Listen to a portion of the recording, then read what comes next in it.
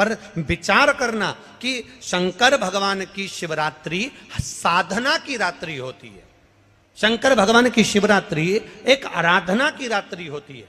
हमने पहले भी कथाओं में कहा, हर महीने शिवरात्रि आती है, प्रत्येक महीने शिवरात्रि पड़ती है, और प्रत्येक महीने की शिवरात्रि पर अगर आपसे बन सके, आप दुनिया में अगर आपके पास में लोग कहें कि ये बहुत गरीब व्यक्ति है, बहुत साधारण व्यक्ति है, इसके पास धन नहीं है, वैभव नहीं है, सत्ता नहीं है, इसके पास खुद का मकान नहीं है, इसके पास खुद की प्रॉपर्टी नहीं है, इसके पास खुद की दुकान नहीं है, दूसरे के यहाँ काम करता है, इसके पास कुछ भी नहीं है, हम उनसे कहेंगे 12 महीने शिवरात्रि आती है, 5 जगह पर चढ़ाई हुई बेलपत्र, आप एक वर्ष 12 शिवरात्रि का एक नियम ले लो, 5 जगह पर बेलपत्र समर्पित करना सीख जाओ।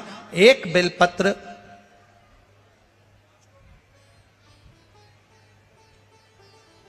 ये शिवलिंग, ये जलाधारी, बहुत ध्यान से देखना, ये चरण जहां से जल नीचे गिरता है, गणेश जी का स्थान, कार्तिकेय जी का स्थान, यह हस्तकमल माता पार्वती जी का हाथ हस्तकमल, शिवलिंग भगवान शंकर का स्थान। ऊपर से जो एक एक बूंद जल शिवलिंग के ऊपर गिर रहा है, शंकर भगवान की 5 बेटियां जया, विषहरा, शामरीबारी, दौतली, देव।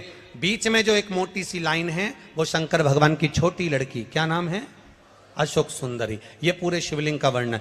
5 जगह पर बेलपत्र, 5 स्थान पर बेलपत्र, 12 महीने की शिवरात्रि। आप दूसरे के यहाँ काम कर रहे हो, नहीं है नौकरी, नहीं है काम, दूसरे के मकान में रह रहे हो, खुद का मकान भी नहीं, खुद का प्लाट भी नहीं, खुद की प्रॉपर्टी भी नहीं, बहुत संघर्ष की जिंदगी जी रहे हो, ठेला धका रहे, लॉरी चला रहे, गाड़ी चला रहे, ऑटो चला रहे, अपने लिए करने का प्रयास करना।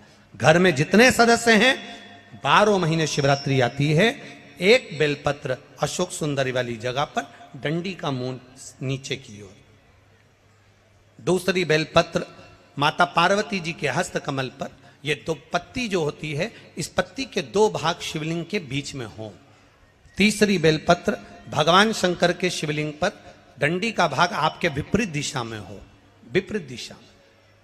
चौथी बेलपत्र भगवान शंकर का जहां से जल बहकर जाता है, जमीन पर जो जल बहता है, जमीन पे से जो जल बहकर जाता है, चौथी बेलपत्र उस जमीन के जल पर जहां से वो पानी बहकर जा रहा है, पूरे शिवलिंग को छोड़कर जहां से पानी जमीन पर बहकर जा रहा है उस स्थान पर। और 5वीं बेलपत्र नंदी का जो पांव ऊपर उठा हुआ है, उस पांव के पास में 5वीं बेलपत्र समर्पित करना।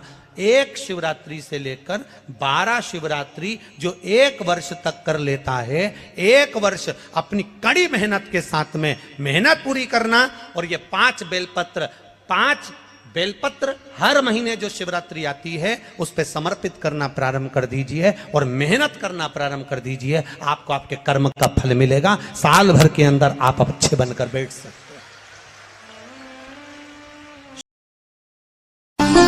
2.5 महीना इससे ज्यादा नहीं लेगा, बाबा कार्य सफल कर ही देगा।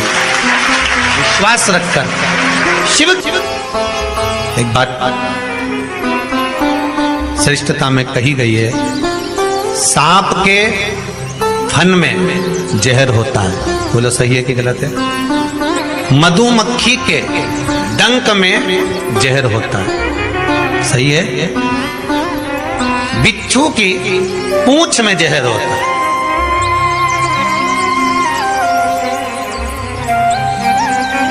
पर मनुष्य जो छल करने वाला होता है, कपट करने वाला होता है, एक दूसरे को धोखा देने वाला, झूठ बोलने वाला, छल करने वाला जो होता है, उसके तो रोम रोम में जहर होता है। कब कहां से डसेगा मालूम ही नहीं पड़ पाएगा। पर सांप को तो पहचान कर कह दोगे कि ये काटने वाला है। बोलो सही है कि गलत है? बिच्छू को देखकर डर जाओगे कि ये काटने वाला है। मधुमक्खी का डंक देखकर डर जाओगे कि मधुमक्खी काटने वाली है। इंसान को कैसे पहचानोगे कि यह काटने वाला है? मनुष्य को कैसे पहचानोगे कि यह काटेगा? मानव को कैसे पहचानोगे कि ये काटेगा? हो सकता है तुम्हारे नजदीक में रहता हो, तुम्हारे साथ में रहता हो और कई वर्षों तक साथ रह रहा हो, कब काट जाएगा आपको मालूम पड़ेगा? नहीं। सांप को देखकर भय जाएगा कि इस काट सकता है, बिच्छू काट सकता है, सांप, ये मधुमक्खी मुझे डंक मार सकती है, पर मनुष्य को कैसे पहचानोगे? तो शिव महापुराण की कथा एक बात बहुत सुंदर कहती है कि जितने विषैली हैं मधुमक्खी शंकर जी के पास,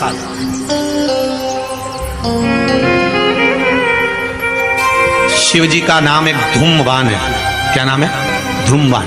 माता पार्वती का नाम एक धूमावती, जिनके पास में मधुमक्खी ढेर, पूरे शरीर के आसपास में मधुमक्खी है, धूमावती के। शिव जी के गले में सर्प, वो भी विषैला, कानों में बिच्छू, वो भी विषैला। हम कैसे पहचानेंगे कि ये व्यक्ति विषैला है, ये हमको धोखा देगा, ये कपट करेगा, ये छल करेगा, ये झूठ बोलेगा, ये प्रपंच करेगा? कैसे पहचानेंगे? शिव महापुराण की कथा कहती है हमें पहचानना नहीं है। सांप डसेगा, ये उसका काम है। मधुमक्खी काटेगी, डंक मारेगी, ये उसका काम है। बिच्छू डंक मारेगा, ये उसका काम है। और मनुष्य हमको छलेगा, झूठ बोलेगा, कपट करेगा, हमारे साथ धोखा करेगा, ये उसका काम है। पर एक बात याद रखना, सांप का जहर उतारने वाले का नंबर अपने पास रख लो। काटेगा तुरंत उसके पास पहुंच जाना, फोन लगा के मैं आ रहा हूं, काट खाया। बिच्छू काटे, बिच्छू वाले का नंबर अपने पास रख लो, जैसे ही काटे तुरंत उसके पास पहुंच जाओ। मधुमक्खी काटे तुरंत उसके पास पहुंच जाओ। उसी तरह मनुष्य जब काटे तो श्री शिवाय नमस्तुभ्यम मंत्र याद रखना, बस जहर उतर जाए। शिव है, औघड़ी है, दयालु है, दातार है, कृपा का सागर है। महाराज ऐसा कोई कार्य नहीं जो बाबा नहीं करता। एक बात अपने ध्यान में रखिएगा, जिस समय पर आपको लगे कि कोई समस्या बहुत बड़ी आके खड़ी हो गई है, और बहुत बड़ी समस्या, और आपकी दृष्टि में लग रहा है कि आपको ये समस्या बहुत बड़ी है, आपकी दृष्टि में आपको ऐसा महसूस हो रहा है कि ये समस्या बहुत बड़ी है और इसका कोई हल नहीं निकल रहा, सब जगह से होकर आ गए, हर जगह जाकर निवेदन कर लिया, विनती कर ली, और वो समस्या आपको लगता है कि बहुत बड़ी है, तो शिव महापुराण की कथा कहती है, महाराज बेलपत्री के पेड़ के नीचे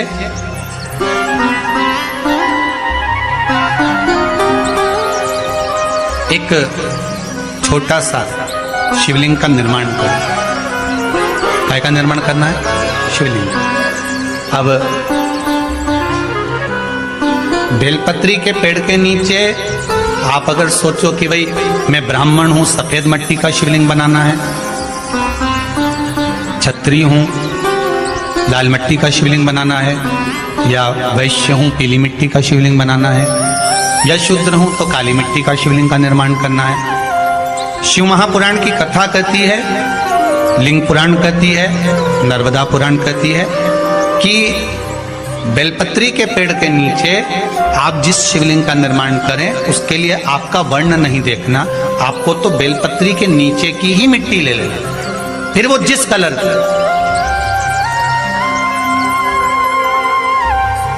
हाँ, अगर आप घर में शिवलिंग का निर्माण कर रहे हो तो आपको वर्ण देखकर मिट्टी लेना है कि हम ब्राह्मण है तो सफेद मिट्टी का शिवलिंग बना ले, वैश्य है पीली मिट्टी का बना ले, क्षत्रिय है लाल मिट्टी का बना ले, शूद्र है तो काली मिट्टी का बना ले। पर अगर कोई समस्या बड़ी विकट है और आपको लगता है कि इसका कोई हल नजर नहीं आ रहा, इसका कोई हल ही नहीं दिख रहा, और ऐसा लग रहा है कि ये उलझते जा रही है गुत्थी, अब सुलझना नहीं है, अब उलझते गए और लगे कि अब ये सुलझना नहीं है, और अब ये कोई, हमने जितनों को बोला कोई नहीं सुलझा सका, हमने बहुत फोर्स सब लगा लिया।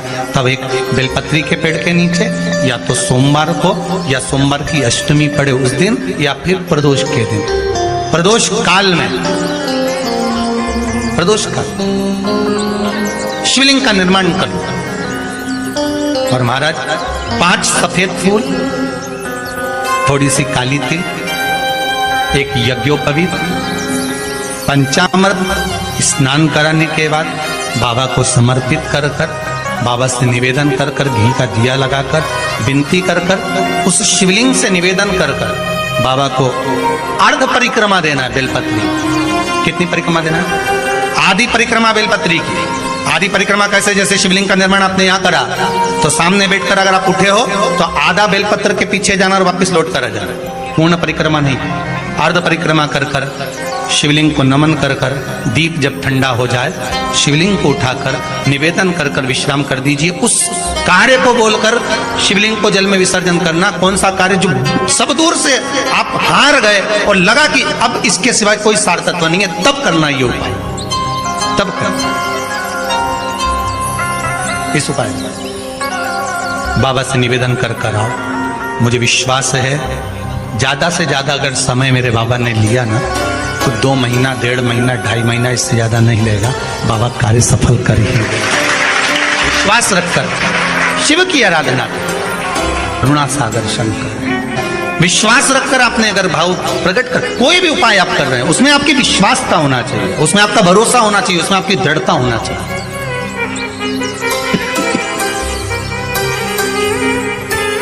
और यदि विश्वास प्रबल है, प्रेम जब अनंत हो गया, रोम रोम संत हो गया।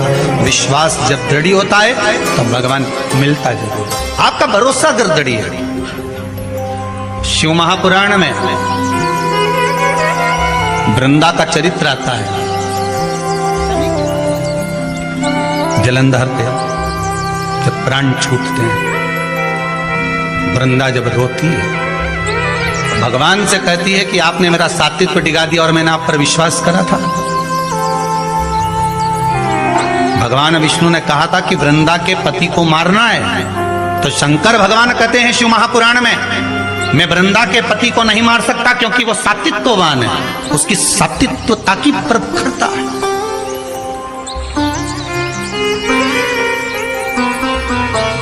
और किसी भी रूप में प्रखरता है। अगर आपकी दृढ़ता, आपका विश्वास अगर प्रबल है तो दुनिया में कौन बाल बक्का करेगा। एक माता जी की आदत थी, वो सुबह से उठती थी और जम जम के दरवाजा खोल के चिल्लाना चालू कर देती थी, आरा जय हो भोलेनाथ, जय हो कुबेर भंडारी, जय हो महाकाल राजा, जय हो विश्वनाथ, बड़ी कृपा करी प्रभु आपने, बड़ी कृपा करी। खूब चिल्ला चिल्ला के बोले। आने वाले समय में वो एक माइक लिए, ऐसा माइक लिए, और उसने अपने अपने मोहल्ले में 2-3 जगह ऐसे डब्बे रखे ना, इसमें के 2-3 रख दिए घर की छत पे, और वहीं से चिल्लाए जम जम के। सुबेरे उठे और मुंह धोया नहीं धोया और बाहर आके चिल्ला। अब इसके कारण इसके पास में एक पड़ोसी रहता था, वो कभी भगवान को नहीं मानता था, इतना दुखी हो गया,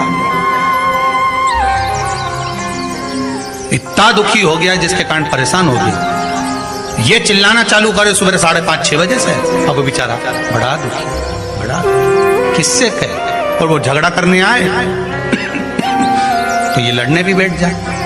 और लड़े कैसी? वो चिल्लाए, गालियां दे, और ये चिल्लाए वाह वाह प्रभु बड़ी कृपा करी, और उसको और चिढ़ बैठे। बता भगवान।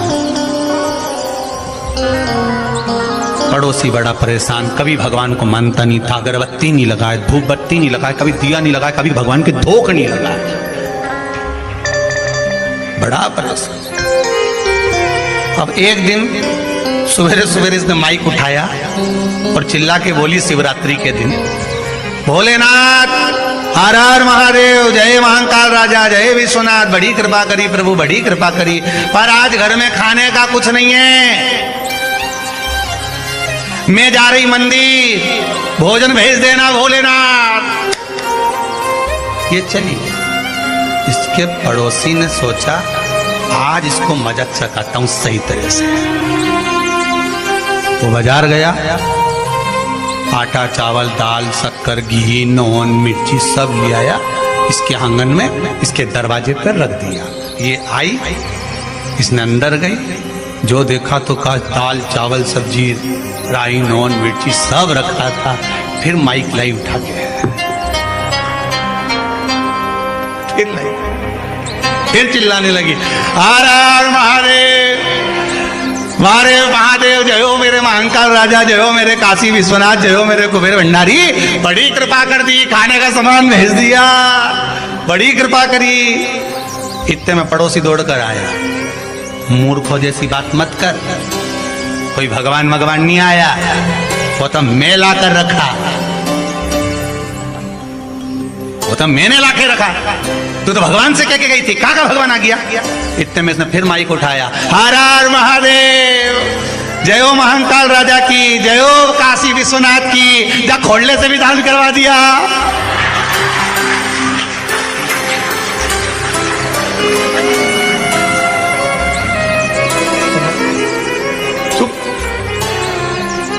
गजब,